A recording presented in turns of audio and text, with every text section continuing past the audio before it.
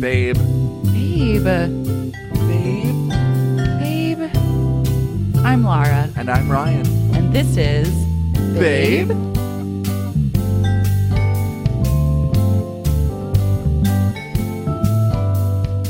Hi. Hi.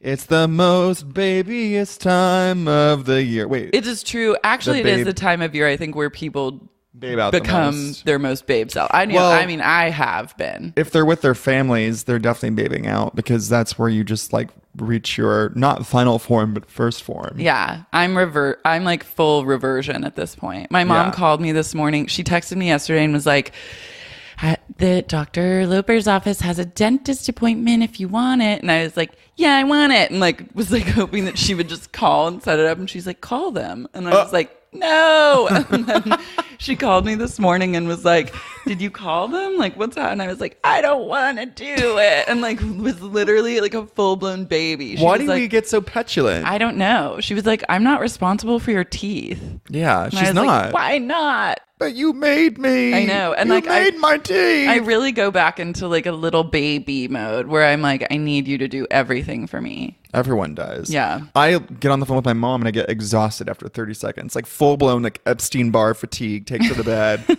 Like literally like I'm like I get like faint. And I'm just like it's just crazy. She goes on these long-winded stories about nothing, blah, blah, blah. I think we've talked about this, but... Well, moms love a monologue. A monologue. A monologue. It is a monologue.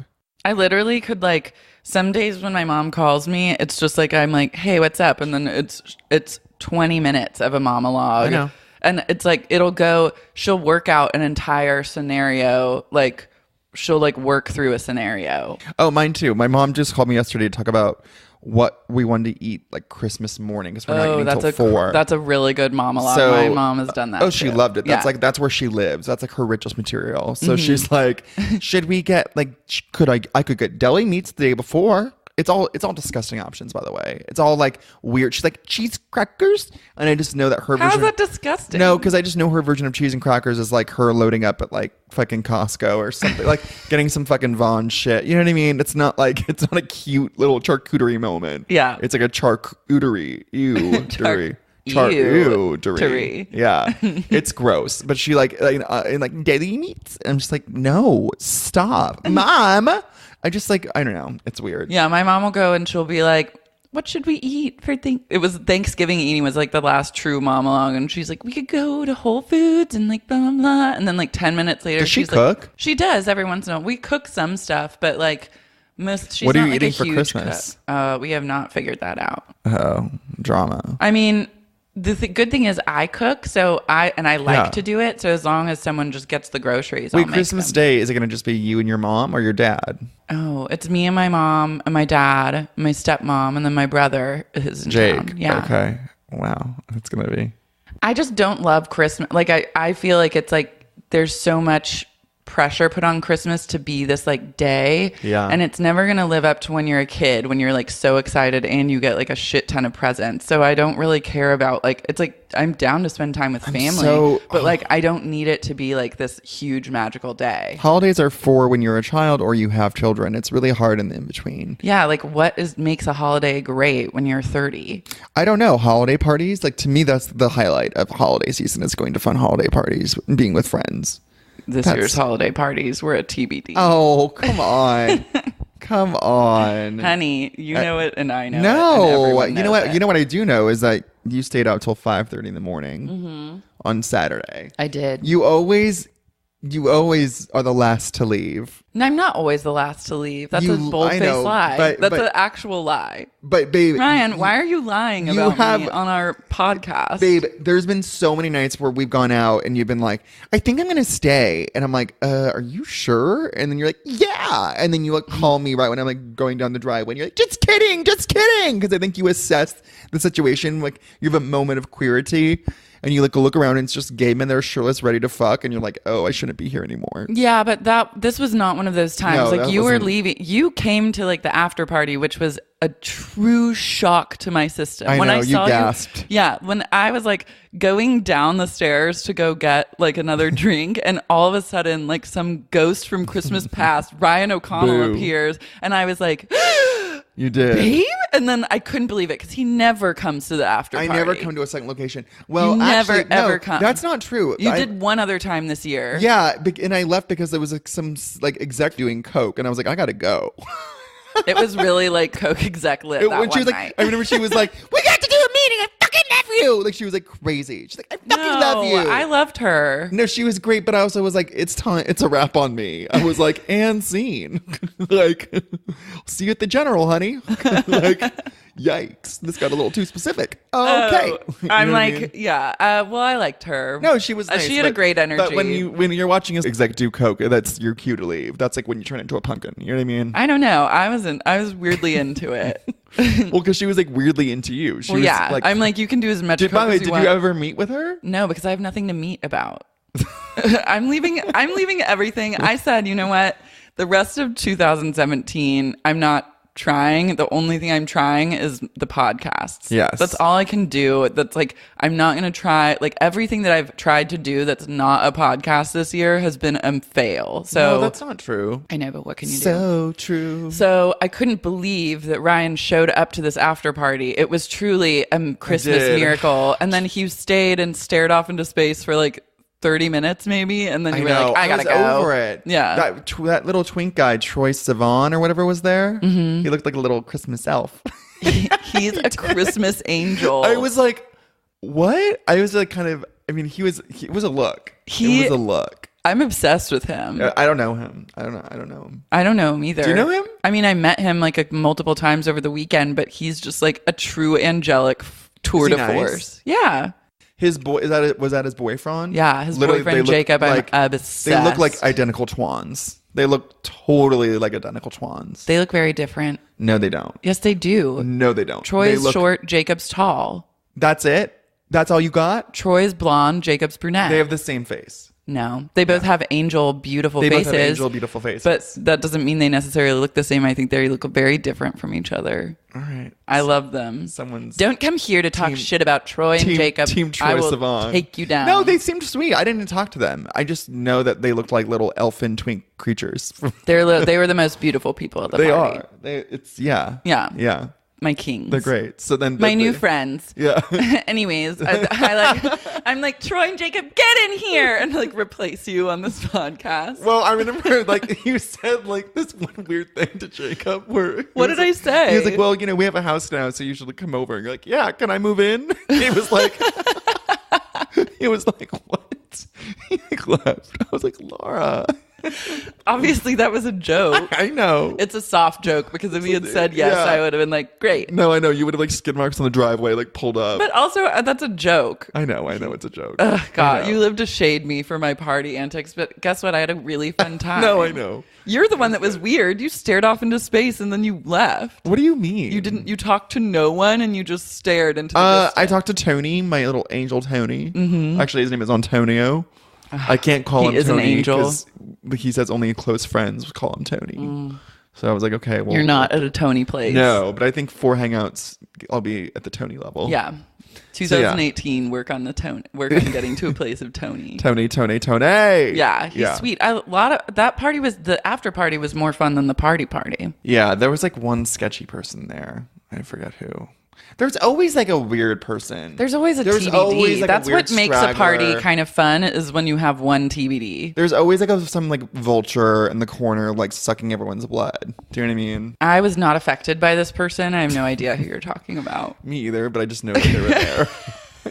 I could feel it. So Ryan stared off into the distance, and then finally, like Jonathan was like, "Okay, we're gonna go," because he was actually socializing. Yeah, he was. And then you guys left, and at that moment, I was like, okay, well, I can either go now, or I'm like committed to just like seeing where this night takes me. Where did it take you, by the way? What were you doing till 5:30? It just took me. I was just like chatting with people and smoking weed. You were smoking weed? Yeah. Oh. Okay. I was just like blazing, and then I talked to our friend Henry for a really long time. Oh, Henri was there? Yeah, Henri was there, and we connected deeply. How late did Henri stay? Henri stayed late, honey. Henri stayed late? Yeah, he stayed until like. Maybe he stayed until late. We talked for like an hour in the kitchen. Oh my God, amazing. Our friend Henri, aka Henry, is a teacher, and he does this amazing pen pal program. Yeah, and so I've been incredible. doing it. It's incredible. And I was just telling him like, I, as a writer, am terrible at deadlines. Like, truly. Really? Oh, I'm bad. It's always been a problem for me.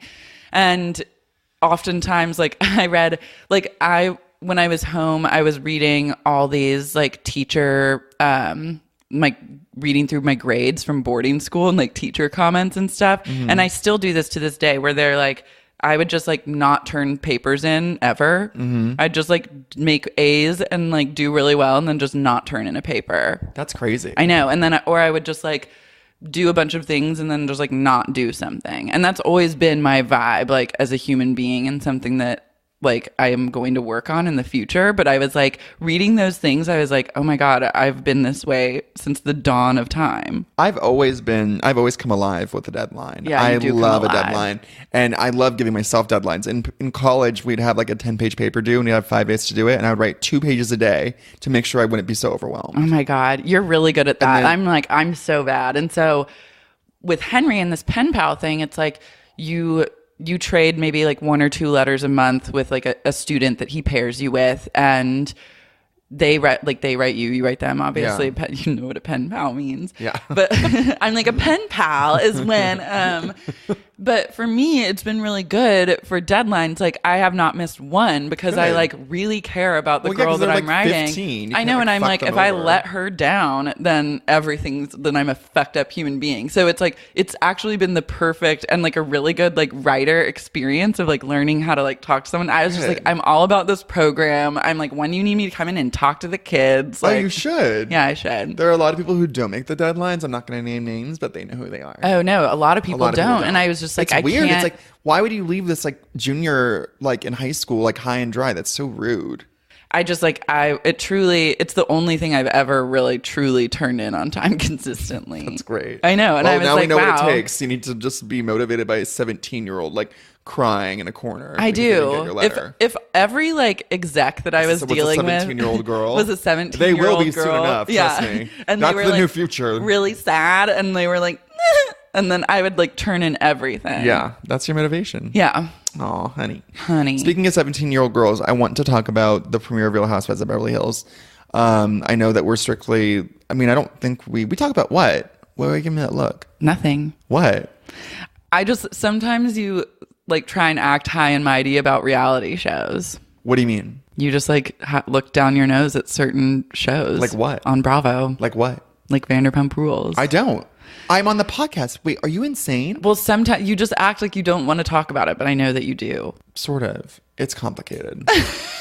Anyways. So I've been watching Real House of Beverly Hills since the beginning. The first few seasons, if you've watched them, you know that they're incredible. They're like works of art. You have Kim Richards, who's basically like Jerry Blank, IRL. And she's like falling apart, and she's crazy, and she's like calling everyone a slut pig. Then you have Brandy Glanville, who's insane and a total lush and wackadoo. Then you have Taylor Armstrong, who's really dark, and their husband commits suicide. You have Camille Grammer, whose season 1 was truly a daemon, but then like got her shit together when she saw the edit and just like became mute and was like, I'm just not going to say anything. But she like fully redeemed herself in season 2. Like How? She became fabulous. She was barely in it. She was like barely in it. She just didn't say anything. That was her. Like that was her move. Was like, okay, well, if I talk, bad things that come out. So I'm gonna just literally be in a corner. I love and Camille. ask questions. No, I know, and I love how Camille just shows up to everything and doesn't say anything and doesn't do anything. It's like, why is she here? She just wants to be part of the crew. They're her friends. No, I know. I love when Camille dances. But her in season 1, that's like a real killer performance. Yeah. Like, she is truly the most vile housewife, I think, in Housewives history. Oh, I don't know. Danielle Staub was worse. No, season 1, Danielle Staub was unstable and unhinged. Like, Camille Grammer was like so smug and superior on a way that, like, it was just very dark. Like, she had one friend, Dee Dee, and Dee Dee was like her slave. And she was just like, what? I have like a lot of nannies. Like, she'd always like talk in this weird, like coquettish baby voice and just kind of like, and then like smirk. And like, what she would do is she'd bait someone into saying something awful at someone else. And then she'd be like, oh, like, you're so bad. But like, she wouldn't say it herself. She was really manipulative and toxic. Anyway. So after all that happened, the first 3 seasons, I think the franchise took a nosedive and became really boring because they don't really talk about anything. Like, it all comes down to geography. Like New York, New Jersey, like they'll have it out immediately. Like they'll air their drama and then they'll be done. In Beverly Hills, it's all predicated upon being fake and nice. So there'll be the drama that feels like 8 episodes is like something that you'd get done in a cold open of like a Real Houses of New York episode. Like it's literally like, wait, Lisa Rinna said what? And then that is just like 7 episodes up. Did Lisa say that? No. I think she did say that. No. Like, and then it's like, then they have like one fight about it that you've waited for like literally 2 months for, and it's so stupid. Anyway, the point is that it's gotten really boring. It's boring, but if they are if the Real Housewives of Beverly Hills are just spending money and like going on crazy trips, then it becomes worth it. Also, Erica Jane is so perfect that like she makes it all worth it. Like she is just reality TV gold because she's so funny and she's so honest and she's not fucked up. Yeah. Like someone tweeted us being like, is Erica Jane a babe? And she's a babe! Exclamation. She's only babed out. She's only been babe once when I don't think you saw this episode when they went to Tokyo. Oh, no. And they went to China. She's like, you don't know what I go through at night. Like she just started, it was bizarre. I love her. I think that it was like bizarre. That read to me like a jet lag moment. I think it was jet lag. And she immediately was like, babe. She was like, I'm sorry. Like, no, I know. She immediately was like, that was weird. Anyway, she literally like came out of her psychosis. I'm like, woo, back to the faces. And that's how I babe out is like, I go full nightmare and then like, less than 24 hours later, I'm like, I'm so sorry. Like, I don't know what happened. Yeah. And I own it and then move on. I don't have to buy it because I own it. Speaking of owning it, Lisa Rinna is my queen. See, people are really polarized about Lisa Rinna. I love her. I love her Lisa Rinna. Because she's the only one in that franchise who's willing to actually work for her paycheck. She's like, okay, no one's going to say anything. This storyline's going to be really boring. I guess I'll just like throw a wild accusation about Dorit doing coke, which by the way, you know she was doing coke, FYI. She was doing coke off her baby's like misshapen head. That is like due to neglect. Seriously, she's like doing bumps off that weird bull head that you get when you lay the baby down in the crib for too long. Yeah, like both her. Does his head have that? Yes, both her babies have weird developmental problems, basically due to neglect, and like she never sees them. Oof. And like it's so dark, like she never sees them. That's like a type of reality show darkness that I just like can't get down with. Like that's why I had to stop watching a mom neglect moment. Yeah, like or just children being neglected on a reality show is like, this feels wrong. It's really wrong. It's wrong. Like Thomas Ravenel with yeah, and I don't think that it's like, I think that there should be a line where it's like, this is not for our entertainment anymore. Like this is actually like sick that this is happening, and like it just can't affect like little sweet innocent Dorit's children. whole thing going into it was like, you know, I actually got to like talk to my kids over this summer, and like they're really cool. Oh, and then it was she's like I met these 2 little people who have been living in my house, and I've always wondered who are you. And I kept trying to spray them with bug spray, and they wouldn't go away. And then finally I realized they're my children. So we went to Miami, and I spent like a lot of time with them, and I got to know them. We had lunch. We had one lunch, and it was great. I love that the whole episode was like covering everyone's journeys like in the past 6 months for the majority of the episode, which was like catching up on what I've been up to. Kyle Richards, her fashion is a babe, like totally personified. She's a babe personified for sure. I just got full body chills. My hair, like my arm hair just went like no, like I know. Kyle like Richards. My shirt just like went upside down on my body. Like it just turned upside down. That shirt that she wears that is like everything she wears. Everything. She lives for a bell sleeve, like a huge unfortunate bell sleeve, a Birkin, and like a long statement earring. Kyle puts on like a nice outfit and then just goes abracadabra terrible. And then it just morphs into something unwearable. It's like, not a nice outfit to begin with. No, I know, but I feel like even if she had a nice outfit, she'd find a way to fuck it up. Like her style is truly atrocious. Also, like she's very body conscious.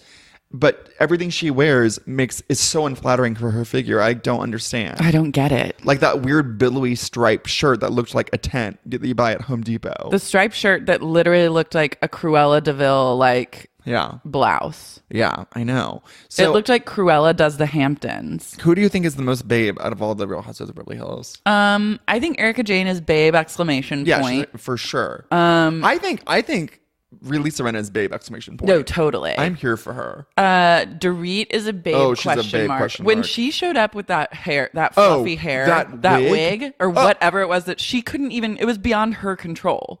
She looked like Tina Turner. Yeah, it looked like a Tina Turner true wig. Babe. Yeah, Dorito is a babe, and then Call her Dorito. Dorito. Oh right. Who calls her Dorito on the show? Right? They called her Dorito on the show last Did they? week. If no one's calling her Dorito, it's a huge missed opportunity. Right. She'll always be Dorito to me. Yeah. Like, I love her, but she's a babe. And who else? Having a fake accent is a babe move too. It's a true babe. It's like a Lindsay. It's like people who go by their middle name instead of their first name. Yeah, that's a real babe. Who else is on the show? Kyle's a babe. She is. No, Kyle's just a babe, period. Because it's like, you don't need to dress like this, but you choose to. So it's just like Lisa babe. Vanderpump, I'm like, whatever. I don't care about her. Oh, Lisa's a babe. She's exclamation. fine. Is she really? She's a babe, comma. She's just friendly. She's I don't know. No, she's friendly. She's like manipulative. She's like Lisa manipulative does and dark. keep the show going as well. She's working for that show. I guess so. I respect Lisa Vanderpump. Mildly. She works. She works. Who else? The Mellencamp is just a babe. She's I love the Bury the Lead where she's like, I didn't grow up with anything given to me on a silver platter. Yeah. And then like 20 minutes later, she's like, my father is John Mellencamp. She's like, I know the value of the dollar. I'm like, do you work? Like, also, she's like trying to come in as like the one with the personality. She's like, look, I can sugarcoat this, but my husband, he was a one night stand. Okay. And you're like, okay, she's trying to be like the funny, like, you know what I mean? Like, I'm wacky. I'm flawed. If you have to explain your sense of humor, like if you ever have to have a moment where a producer's like, talk about your sense of humor, and then you explain it, you don't have one. One night She's bland. Like, I just have like a really dry sense of humor. Oh, I know. So if you don't get what I'm saying and it takes you a minute, that's fine. Because that's like how I am. Yeah. And it's like, no, a lot you're of just a unfunny null. people say that their sense of humor is dry when really dry is code for non-existent. My favorite thing is, and we had some experience with that this week, is when a noller thinks that they're a loller. Oh, honey. That is like so offensive to me. I know. No. There's nothing, because most nollers, I think, they wouldn't even think about it. They would not think that they're a loller. The best is like, yeah. Like, well, Bob's, no. Did you see Bob Saget on Watch What Happens Live? He's like the definition of a noller who thinks he's a loller. Null. He's a null. Yeah, but he thinks he's a lull. And also the hallmark of like a noller is like if you say the word loller to them and then they try and correct you or look down their nose at it and they don't get it, they say loller. Loller I can like accept. If you say lol, it's a lol. Lol. No. Lollers only. And so we just interacted with a poor unfortunate soul who like didn't understand. He was like not clear on loller and then also thought he was a loller. Yeah, and that's all we'll say about that. Trying to destroy my family. I'm like, it was Ryan's dad. No, if you're listening, you suck. You know what you did. You know what you did. You and know I what you did, hate you. Daddy. Signed, Lara Marie Schoenhals. Fuck you. Merry Christmas. Just kidding, you fucking noller. I'd give you the gift of laws for Christmas, but you wouldn't know how to use them. Yeah. Idiot. Yeah, I know. It's true.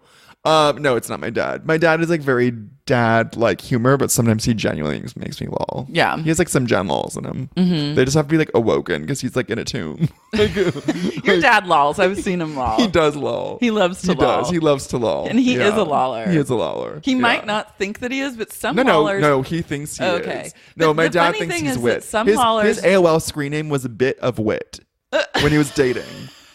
That's a good screen I know, name. bit of wit. I would have IM'd with him. Yeah, maybe you did. Who knows? I'm like, spoiler, I cybered with your dad. Yeah. Spoiler, we fucked. And it's been a long con. That's why I'm telling you this today. Merry fucking Christmas. Did you ever like cyber with your friends on... No. What? Was that like a normal thing? Oh my God. God. What does cyber mean? Like, cyber sex.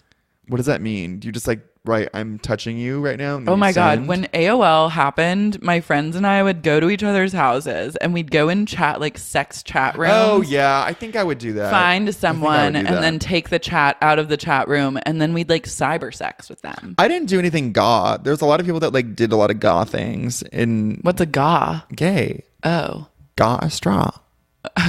What? You've been trying. This is a new thing Ryan's No trying to one's make letting me happen do- as of 24 hours ago. I know, but it's funny. I've been saying ga or straw semi-occasionally. Literally the last time I heard you say it was last night. So like less than 12 hours ago. Whatever, but I I'm love trying it it and I out. support it. And now I'm aware. So I'll Good. support your goness. Yes. Okay. So I didn't do anything ga. I don't know why. We didn't do anything gay. We did No, like I didn't straight. do anything gay. Oh.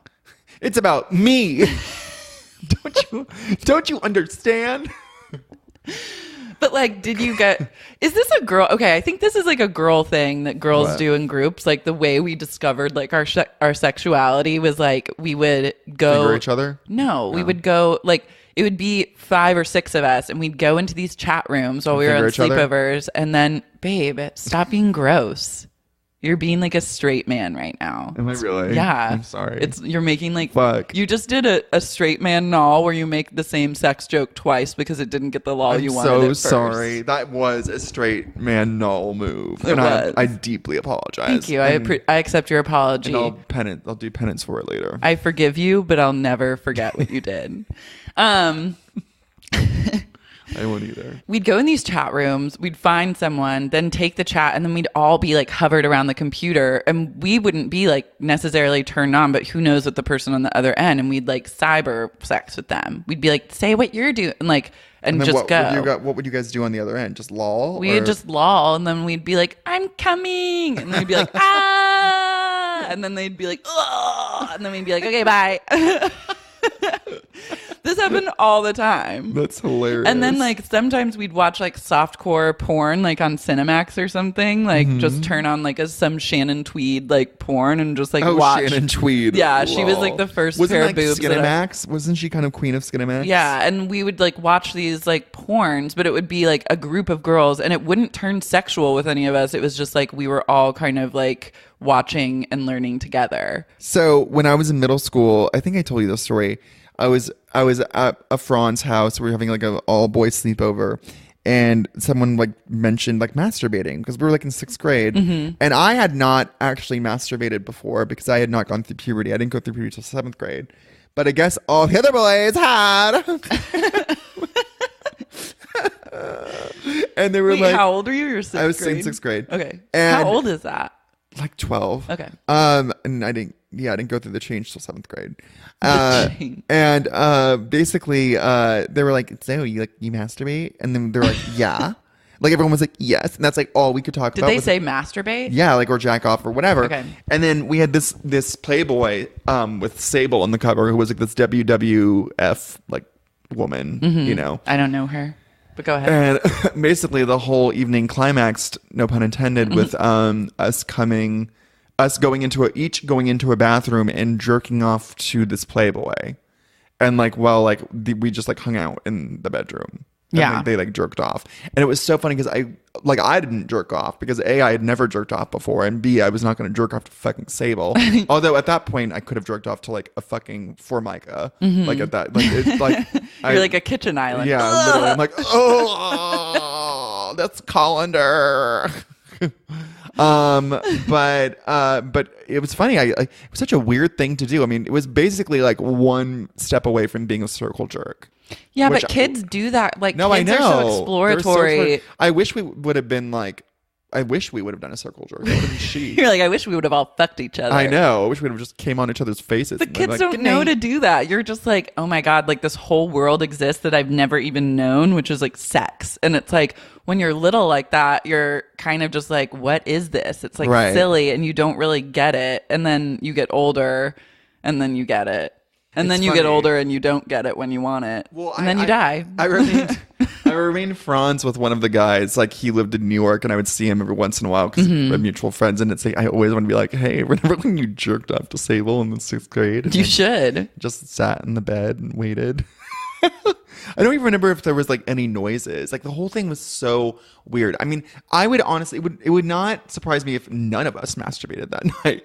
Well, yeah. I mean, it's just like, it's more about like, I think the bonding experience than anyone like getting off. When you're Yeah. that young, it's like, I remember also going to Astro Camp in the 5th grade. And do you know what Astro Camp is? is it astronaut camp? Yeah.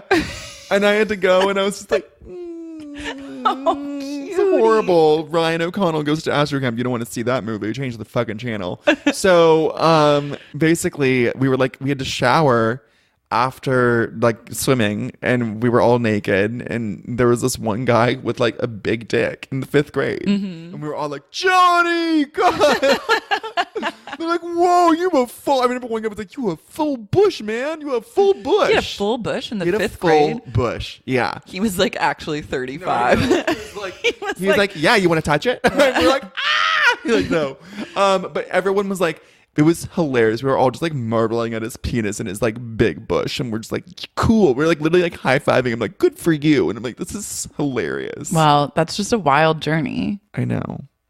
It's true. I was popular.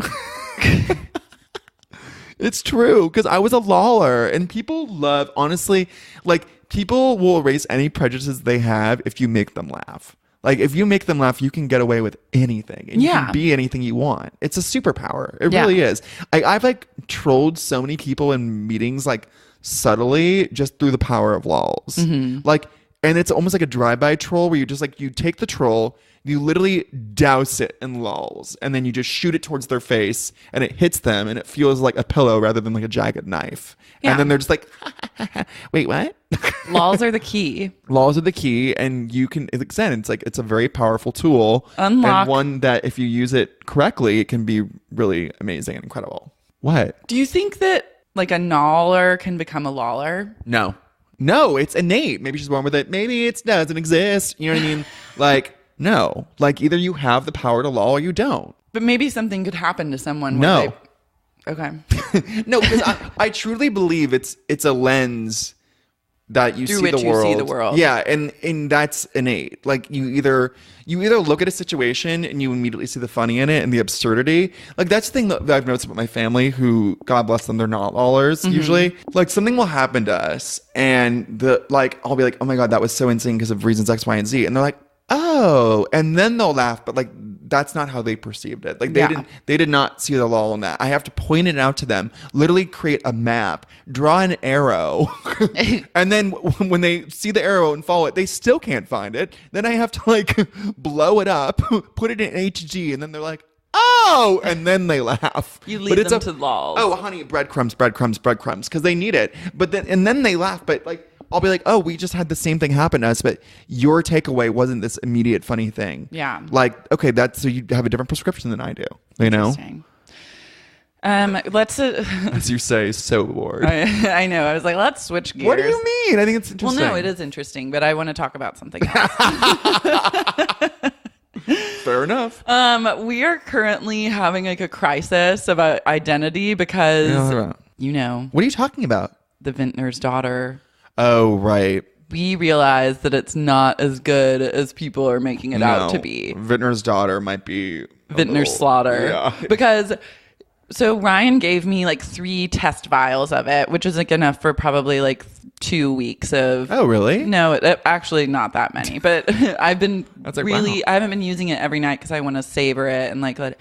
But I used it like 3 nights in a row. People swear by it, by the way. It's like the new This serum. is like the new, like anyone incredible. who, Goop is literally like jizzing over it all the time, like into the gloss, like can't stop talking about it. It's like anywhere you go, people are trying to like push Vintner's daughter on you, and you're like, I don't have $180, so I don't know what I'm going to do. I guess I'm just going to be a garbage troll for the rest of time. And then you like live your life feeling so sad that you can't get in on this Vintner's daughter club. Spoiler alert, though. I'm pretty sure Vintner's daughter made me break out like all over my chin. What about you? It made me break out. Yeah, I never break out my face, thank God. But I've started to break out a little bit near my like right here. Mm-hmm. Where's that area? What would you say that is? It's like your jaw, my jaw, or like around my jaw, around your mouth, around my mouth. Yes, around my mouth. Duh. Oh my God. Like, what is this area? What is this area? I'm pointing to around my mouth. Literally your mouth. It's like, and I never break out there, but I've been breaking out there ever since I started using Vintners, and I'm like, okay, maybe I'm hurt. Yeah, and maybe, I was breaking out all over. Maybe I like trusted the wrong people. I'm like, you know what you did. Yeah. Yeah, but I was breaking out like all over my chin, and then Ryan and I had this moment last night where we were like, we're breaking out, and then we realized that we're now choosing to blame Bittner's daughter. Well, I don't know who to believe anymore. I've been actually really trolled because I went to that celebrity facialist, Terry Lawton, and she told me that I need to stop using La Mer moisturizer. Now, I have really, really dry skin. I'm like scaly like the snake in Anaconda. But you need to drink more water. Okay, but like it's also just like I have psoriasis and like rosacea, like whatever. Yeah. So I've been using La Mer, and La Mer is really thick. It's a really intense moisturizer, like very intense. But it kept my skin smooth and moisturized. And then I go see Terry, and she's like, "You can't use La Mer. It's no like she like forbid me from doing it." And then she gave me her own fucking serum, and I'm just like, wait, now my skin is drier than ever because I stopped using La Mer, and maybe Dry as a bone. Maybe I need to go back to La Mer. You probably just need to incorporate. Yeah, maybe. Also, drink water. It's been dry. I know, but like whatever. I just think that like I think I've been led astray. And also I want to use the Goop. I want to buy the Goop Instafacial. Also, I bought, and Lara's going to try it out too, this new really chic Korean facial called the Hana Cure. God, I wish we could get like fucking like skin promoters. Well, we'll although we tell the truth, and so maybe they'll be scared. Well, I'm like, send it to us, yeah, and we'll see. Hana Cure is like the new It facial, and it's supposed to be incredible, and it's supposed to like tighten the fuck out of your skin and make you look amazing. So I got like 4 facials like coming to us for like an at-home moment. Chic. Wait, so has anyone else? I want to know if listeners have had a bad experience with Bittner's daughter, Honey, and then we're gonna. And then Bittner's daughter is like a normal thing. Like people don't use it. I know, but if they do, I'm like, I don't use it normally, but when I did, it was traumatizing. So I want to know and start a support group. Did you read this? A recovery group for anyone that's been wronged by Bittner's. Did you see that article that was about how this year became like using skincare as like a coping mechanism? I honestly truly believe that like because everyone feels so out of control with the state of the world that like people are turning to their skincare because it gives them like some sense of control in like a world of chaos. Well, that must be nice for the people that can do that. I was like, literally, Lara always coming in with the, I'm like, fun for them. I love how they coped. I'm like, I coped by just like upping my Prozac and like hiding in my apartment for days on end. And I just put weird potions on my face. That's what I did. I found like some skincare stuff that's like not expensive that I use now, but I haven't been able to like truly go down my preferred skincare path. I'll get the Goop facial stuff and we'll try that. Okay, cool. I mean, our friend says it's amazing. Yeah. So we shall see. You wanted to read your poetry, did you not? Yeah. So I always do. So here's the deal. I actually so I used to have this thing called a live journal, which may date me. I don't know, but it was really hot in like the early aughts. And it kind of acted in a similar way as like Instagram or Twitter or MySpace or whatever, where it's like, it was an online journal and you could be public or you could be friends only, and you could just like curate your life and like make it seem really chic or make it seem really bleak. I don't know, whatever. And you could be like live journal famous too, because like if you like posted, like my live journal was really well curated. I like only posted pictures of like hazy Polaroids and like vague entries of me and my friends being fabulous and having fun. So I like people like. I had a pretty popular live journal. You've always been into like an online moment. An online prez. Yeah. Well, I was always good at doing the internet. Like, you know what I mean? I was always good at like presenting myself to the internet. Yeah. In a way, which I know sounds dark, but you know, was also a really big live journal was Bethany Costantino. Oh, really? She was huge in live journal. That's how I met her. That's through how live you guys journal. Connected? Well, I knew her through live journal. We were live journal fronds, and then she started doing this band called Bethany Shariah that was like very like Rilo Kiley. And I loved it. Have you heard her stuff? Oh, honey. It's like, great. It's like teen angst, Rilo Kiley, Jenny Lewis. It's like perfect. Oh my God, fun. So actually I went to shows when she was doing Bethany Shariah in high school and stuff like that. Bethany was also really good at doing the internet. Like, I just think that like, I know it's like a dark thing to say, but like. No, some people have that and some people don't. They're just like good at presenting themselves and like are funny and like whatever. They just like know how to do it. Yeah. Like know how to appear cool, whatever. I'm good at like and I can tell this story after you finish, but like I just realized like my skill on the internet is like making things go viral. You are, yeah, you're good at making things go viral. In terms of your own presence, it's spotty at best. Spotty. Yeah, you're inconsistent. You like forget to like promote Babe. I know. I just don't. You like forget, and you forget to like promote Sup. I get really like insecure about self-promotion. Really? Yeah, like I just don't don't care. I know, but it's something. It's I have just to, my. I have to scroll through all this other shit. You know, it's like, fuck it. I'm gonna do. I just get like overwhelmed, and then I get insecure, and I don't want to post anything about myself. It's a weird thing. Yeah, it's weird. You should just. But I do have the ability. I have the ability to make things go viral and like make like a viral lol. Yeah, you do love a viral lol. I love a viral lol. So anyway, I had this live journal, and I really went crazy when I broke up with my boyfriend in high school, and I wrote really bad poetry, and I just want to share some of it. Share. Okay. Sharing is caring. Some of them are too embarrassing. I mean, okay. Oh my God. This is really actually embarrassing. So wait, you broke up with your boyfriend. I just wrote poetry. Is this the high school boyfriend? Yeah. Okay. This is Michael, who you called senior year of high teen trash. School, who I called teen trash. This was senior year of high school. I would write poetry, and I wouldn't even post it. Actually, it was just on this in this Microsoft Word doc called Writings. Mm-hmm. So this one's called Summer. Great title. Even the warmest seasons leave me feeling cold, and you can't ignore facts that stare you right in the face.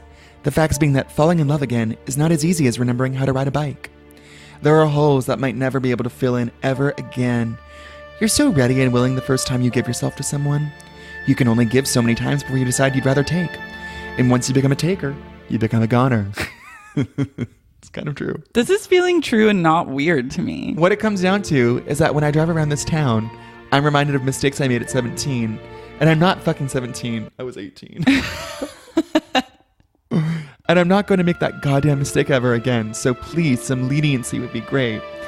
It's hard not to live in the past when you are living somewhere that feels like a museum. People, places, and things all feel like artifacts.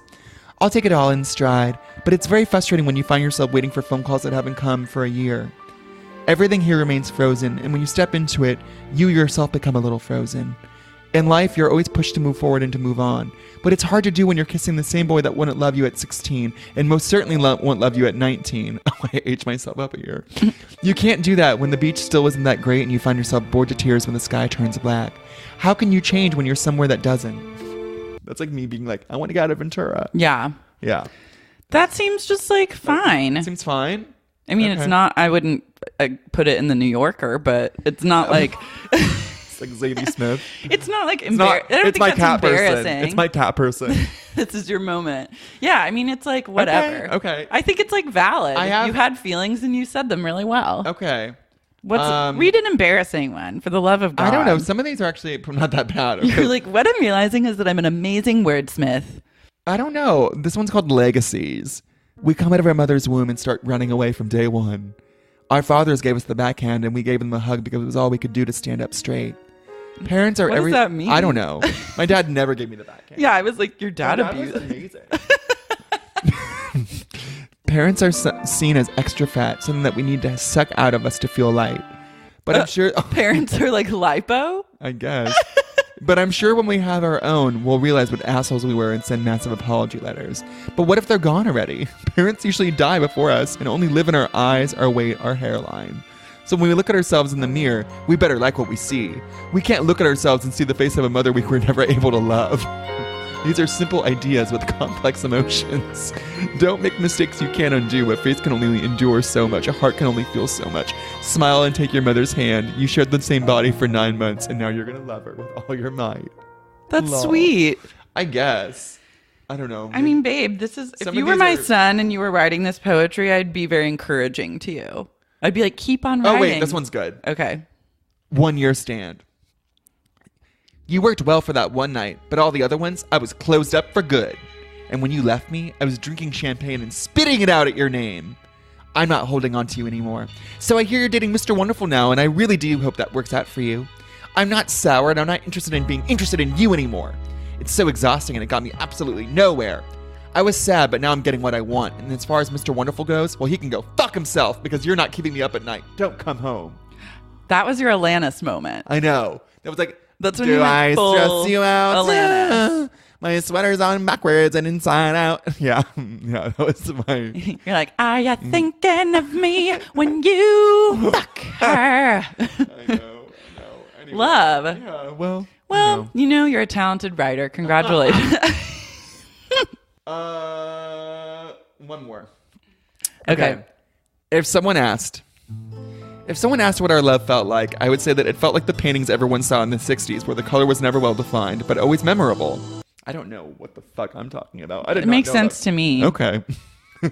And if someone asked me to remember every detail, I would only be able to remember sleeping the days away with a boy naked. And the one time when you made me sob and all I could look at was the torn fabric in your jacket, because if I looked at your face, I would realize how ugly you were, and I wanted to think of you as beautiful.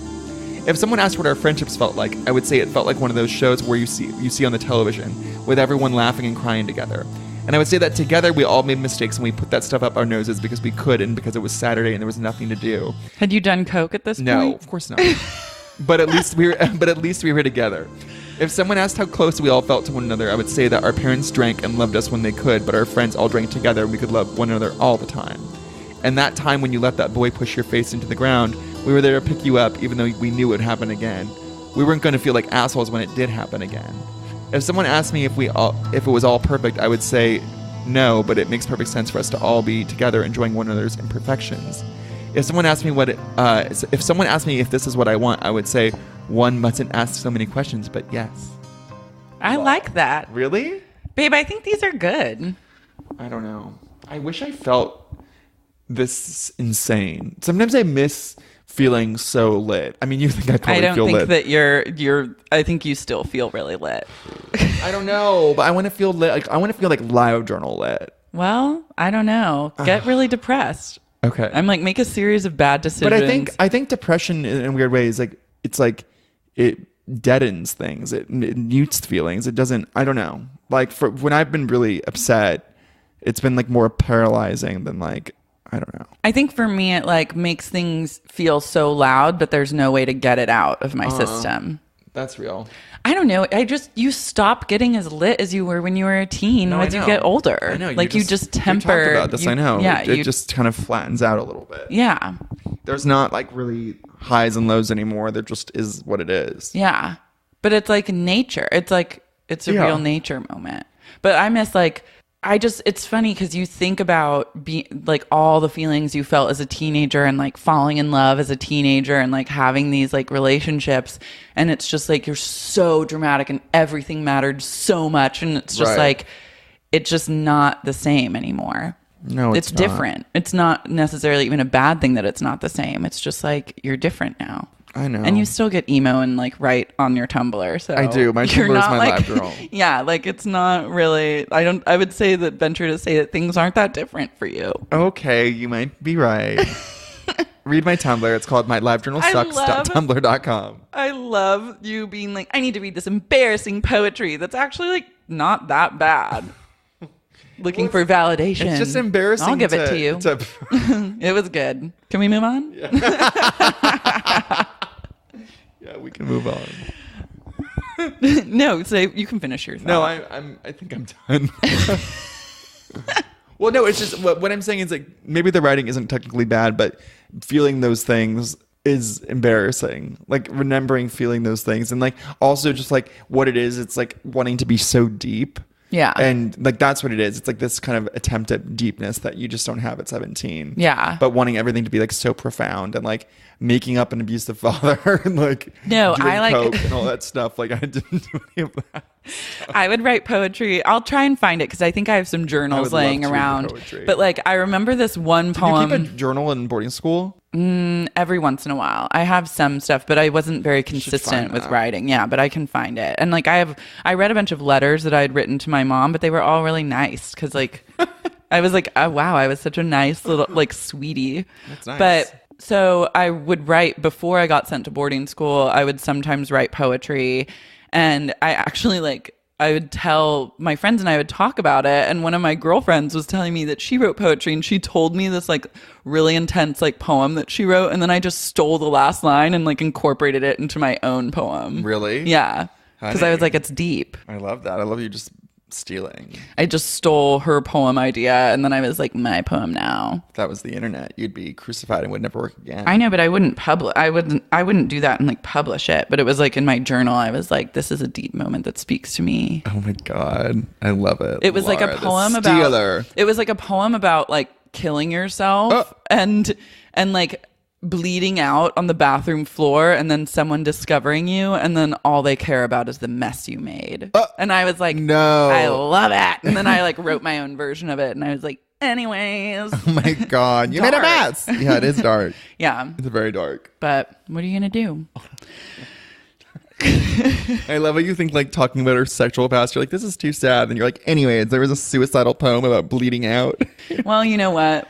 It always veers into a dark area. It's fine. It's all good. Yeah. It's all good. So let's talk about our babe of the week. Okay. Mine's Sky Ferreira. Yeah. Sky is at it again. Bathing out again. Well, she's bathed out a few times.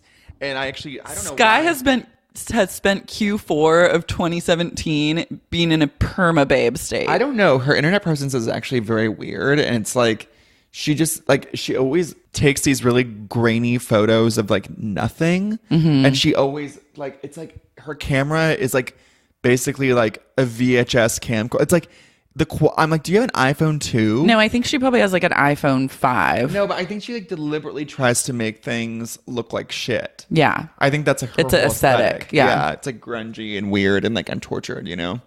So anyway, she put up a new update for her music.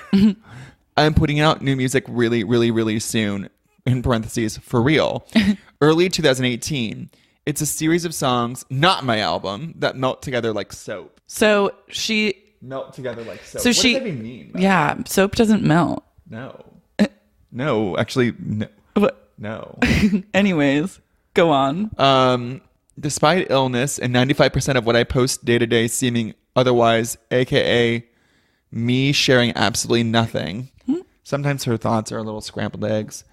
I try to avoid writing about things before they are finished due to time and the universe. Well, she hasn't actually done that though, because she's been writing. She's always talking about. Every time she's like, I have new music, I have an album, I'm touring, but it doesn't happen. No, I know it never happens. Sky. Okay, so talking about what you're doing is different than actually doing it. True. No, it's very true. True, Sky. But I wish that she would take her own advice. Yeah, so I mean, you know, she's still just doing Sky. So maybe in 2018, Sky will have like a melty soap of songs, an album, which is separate from the soap melt. By the way, I'm sure it'll be great. That's the frustrating thing. No, about it will be I great. like her music. Oh, her music's great. Did you hear her cover of Easy for the Baby Driver soundtrack? No, great. You know how I feel about Baby Driver. Well, I know, but the song. Well, it burned me once and I never went back, but I'll check it out. It's good. She's fantastic. Yeah, and so maybe 2018. I would love to have Sky on this podcast. Can you imagine? You know, she follows me on Twitter. Would she lol? I don't know. I mean, I think once she realized that we were making fun of her and her illness, I think she would be a little unsoothed, as I would imagine she'd be. Well, she could like... I mean, I'm not making fun of her for being sick. Like, you can apologize to her. Yeah, but it's like, it's this idea of like, she's having a babe moment. If you can't admit your excuses, and it's like, and it's always like vague tweets of like things I'm excited about for my album coming out. Number one, someone else will have to find their own creative vision. So she's like subtweeting someone. Yeah. For like stealing her steez. She's always like subtweeting someone or something. Always. And like always. And always, by the way, always blaming everyone but herself. Like, yeah. Like that, I blame myself. Song always rang false for me because like she blames literally everyone but herself. But I blame myself as like the victim. It's the victim stance to take, where when you're a victim, you do blame everyone, and then you're finally taking back and being like, I blame myself, but she doesn't blame herself. I know, but by doing that, she's like letting everyone know that she blames herself, and it's their fault that she blames herself. It's like a reverse psychology. I understand. Yeah, reverse skycology. Sky mail. That's what we should call. We should have a weekly update of Sky and call it Sky Mail. Yeah. Well, we update kind of whenever she's babing out. She's been. I feel bad because she has babed out and I've forgotten to mention it. Well, you better stay on it. I know. I'm trying to see. This is your wheelhouse. I'm trying to see what else she's done. She's done some weird stuff. Anyway, Sky, maybe 2018 will really truly be Sky's year to shine. I hope so. And I think she should come on the podcast if she was willing. Totally. Yeah. But standing invitation. Run, don't walk, Sky. My babe of the week is Molly's Game, the movie. Oh my God. Because I watched it last night. I fucking loved it. I fell asleep. I loved it though. It reignited my passion for cinema. I was just like, this is a good movie. I haven't seen a good movie in so long. Like, I just can't tell you. And Molly's Game rocked my world. It's the best movie of all time. Jessica Chastain is a queen. Molly Bloom, also a queen. It's amazing. Who's Molly Bloom? The girl that she plays. It's Molly's. It's Molly's game. Who's Molly Bloom? Jessica Chastain to me has the chicest career ever because she just like stars in Oscar movies, like one or two a year, and she has really amazing politics. Like she's woke as fuck, and she's like, I don't know if she just like is a true. I don't know much about her life. I don't know much about her. I feel like she came out of nowhere. She did kind of, but she was simmering, I think, for a long time, like trying to work because, like, what did she do before? I feel like she was around. She just did not have like a moment. She didn't have a breakthrough. What was her first moment? Didn't she lie about her age? I don't know. I don't blame a woman for that. Oh no, please! I don't either. I mean, I'm like, that's rude, Ryan. Take it back. Do not come here to talk shit about Jessica. I love Jessica. I'm telling you that. Okay. Although I saw her in this play in New York called The Heiress, and it was terrible. The play was? And she was terrible. It was shocking. So she plays this woman, and she played her as if she had special needs. And I literally, like, during the intermission was like, turned to my friend. I was like, is she supposed to like be like slow developmentally? And someone behind me was like, oh my God, I thought the same thing. And she wasn't. She wasn't. No, she just played her like she was. Well, maybe that was a choice. I think Jessica is making great choices. Oh, I think she's incredible. I'm just telling you my experience at the Heiress. I didn't start this podcast to have you shit on Jessica Chastain to my face. Jessica Chastain. Molly's Game. This podcast is brought to you by Molly's Game. I know. This podcast is brought to you by Aaron Sorkin. This is why we'll never be able to get advertisers, because I just like will bring something up and I'll be like, well, listen. No, we can have advertisers. We can have anything we want. That's true. I take that back. Yeah. So see Molly's Game. I'll be seeing it. Tweet at me about Molly's Game. It's the only thing I want to talk about. Really? Yeah. It's a powerful journey. Okay. Lolly's Game. Lolly's Game. Lolly's Game. Chic. I'm in. I'm going to watch it tonight. You're going to love it. Good. I'll be all alone. I'm sad. You and Jonathan both are leaving tonight. I know. What are you going to do for I don't the know. holiday? I mean, I have plans. It's like, you know, I have plans. I just, whatever. It's fine. Yeah. All right. Is that it? Let's read don't we have emails? Yeah, we have some emails. We have babe mail. Babe mail, babe mail. Speaking of emails, I signed up for Kamala Harris's thing, and she has never stopped emailing. Every day is an email. Really? I'm like, Kamala, can you just chill? Like, yeah. I support, but like, I can't do a daily email. Yeah, that's true. Do we have a song of the week? People have been loving our singing, specifically my singing, my velvet voice. I was singing, it's the most babyest time. Or babest, it's the most babest. No. Honey. No. No. Okay, so someone's writing about Kel on Earth. Oh, yeah. Which I love. I loved. What they say? I can't read They said, hi, Ryan, Lara, longtime Lawler, first-time caller. Aww. All of this discussion of immortal one-season reality shows, RIP Gallery Girls, got me thinking about another Bravo gem, Kel on Earth. I truly believe the reason we didn't get a second season is because everyone that participated in season 1 watched in horror and realized how truly, deeply awful they were. Kelly was probably mortified by how it made her company look. Or maybe not. C'est la vie. But remember when Stephanie Voorhees lost her shit over folding jeans for Fashion Week, or over folding envelopes for Fashion Week, or over the seating chart for Fashion Week? It's not brain surgery, said the other Stephanie.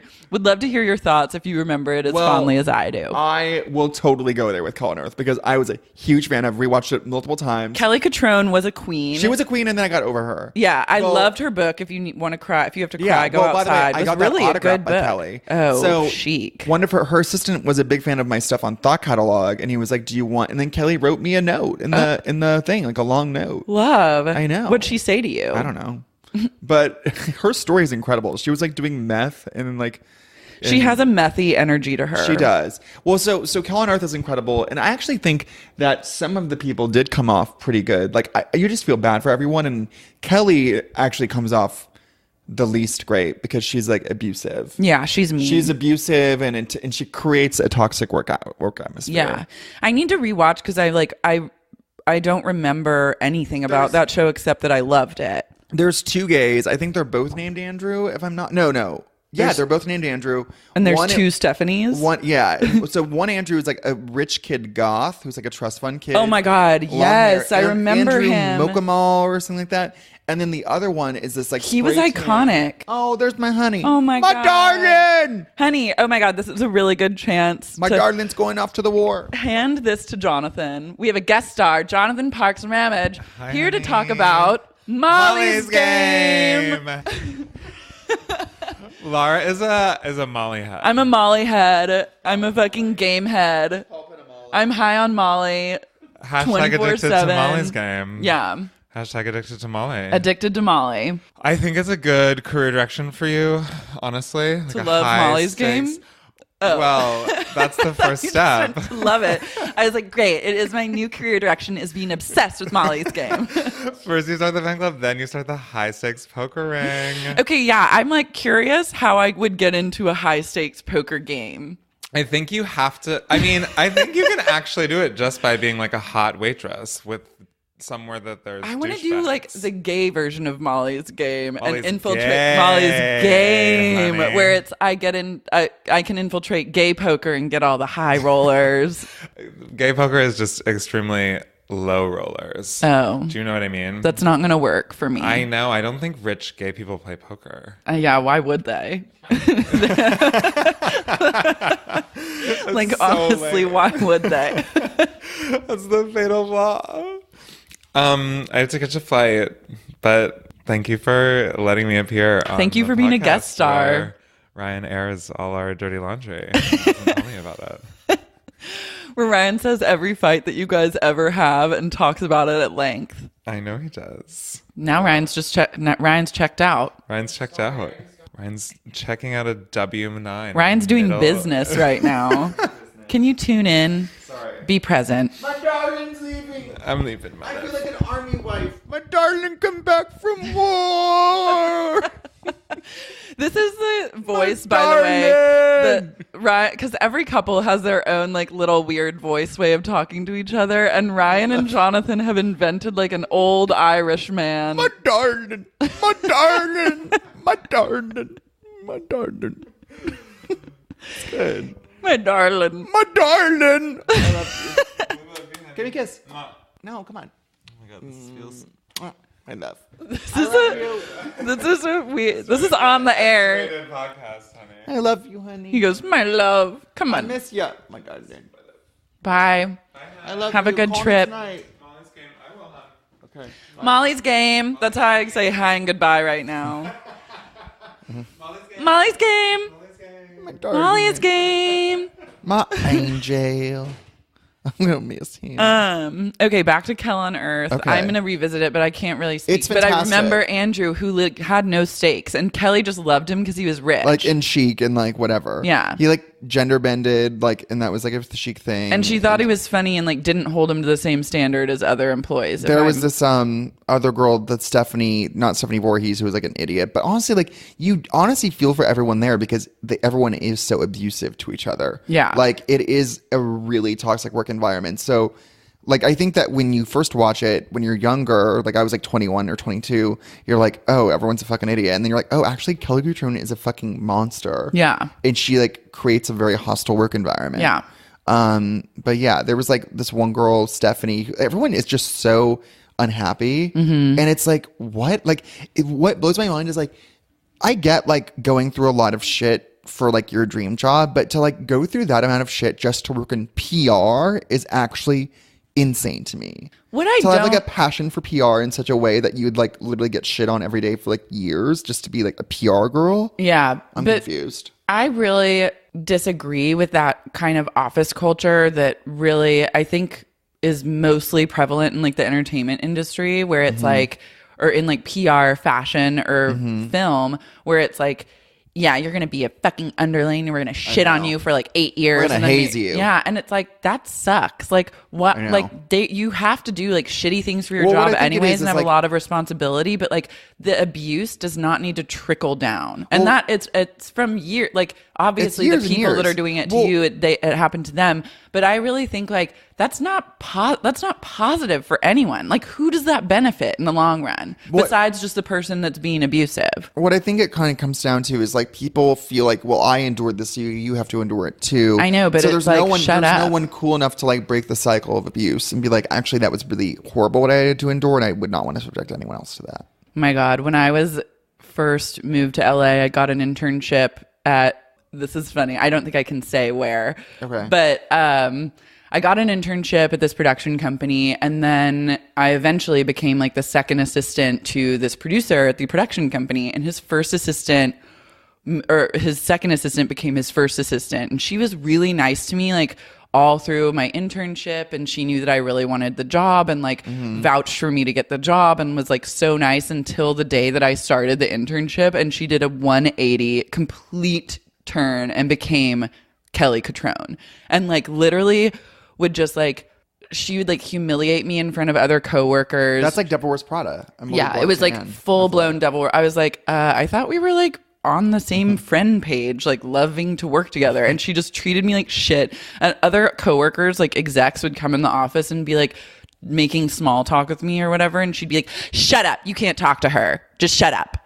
And like make people not talk to me, and then like Yikes. she wouldn't like explain to me how to do things, or she'd do it really fast so I couldn't get it, and then she was just like hazing me and being like so rude, and then finally I was just like, I just like couldn't take it anymore. Yeah. And I was like, fuck you. And then I just like gave her attitude back, and then she called me at 11:30 at night one night, and she was like, it was like I would be at this job for 12 hours a day, just like answering phones and like doing whatever it is assistants do. And then I'd go home and chain smoke like 50 cigarettes to like try and deal with how stressed I was. And then she called me one night at 11:30 p.m. and she was like, if this is going to work, we need to be friends. So just say it if you can't do that. And I was like, if we're going to be friends, like you need to be respectful to me. Like you treat me like you don't like me. And she's like, don't put this on me. And then she was like, and then hung up. And then like a week later, she fired me. And I knew that she just wanted to fire me. Like I knew that it was like, she was mad that like, I think she was mad that people in the office liked me and like liked having me around, and jealousy and I'm not like, I am so fabulous, but it's like it was just like the way she turned on me was like, whoa. And so she fired me and was like so smug, like didn't even let our boss fire me. Like she manipulated it to where she got to be the one to like call me into our boss's office and like drop the bomb. And by that time I was like so over it. I was like, I'm never working in this kind of job again. And she was like, I was like, what did I do? Can you just tell me what I did, like, that happened? And she's like, it's just not working out. Ew. And I was like, so what did I do? Like, because I would love to just learn from my mistakes. And she's like, it's just not a good fit. Ew. And I was like, you can't. So you're sitting here and you're telling me that you're firing me because you personally, for a personal reason. She was like, I'm not going to say. And she goes, this is Hollywood. Get used to it. No. And I she said, this is Hollywood. Yeah. Get used to it. And I go, and then I just lost it. I was like, this is fucking bullshit. And then like went and like cleaned out my desk, like tears streaming down my face, and like ran out, and like someone else, like another exec was like, who was terrified of her, was like, what happened? And I was like, I got fucking fired. And then like ran into the elevator with like a box of my stuff and just kicked the shit out of the wall of the elevator and broke my foot. Oh my God. And then I like hobbled, I like actually broke my foot. And then I like hobbled down to my car. Like that first scene of Enlightenment. Yeah, it was like, it's like literally Laura Dern. I hobbled down to my car and got in it and just screamed and like hit like the steering wheel, like punched the steering wheel like 10 times, and then like zoomed out of the office. God damn it. I know, I was like, damn it! And then like zoomed out of the parking garage, and the parking person was like, are you okay? And I was like, no, I'm not okay. I got fired. I got fucking fired. And she was like, I'm sorry. And then I just went home and I was like, I need a bottle of vodka. And then What? A bottle of vodka? Yeah, and I got like drunk, and then I was like, I'm fired. It was just like, it was a true vodka. Yikes. I know. I don't know what. I was in a real zone.